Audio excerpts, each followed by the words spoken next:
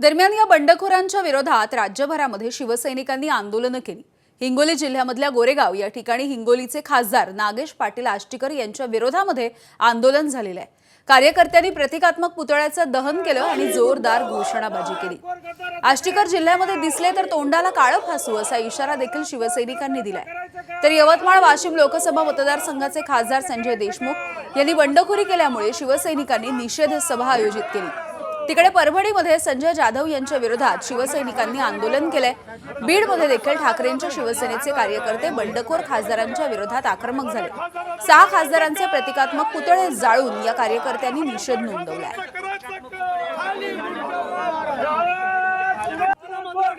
तर नांदेड, परभणी, यवतमाळ आणि बीड या ठिकाणी बंडखोर खासदारांच्या विरोधात शिवसैनिक एकवटलेले बघायला मिळाले आणि त्यांनी घोषणाबाजी केली आहे, निदर्शनं केलेली आहेत।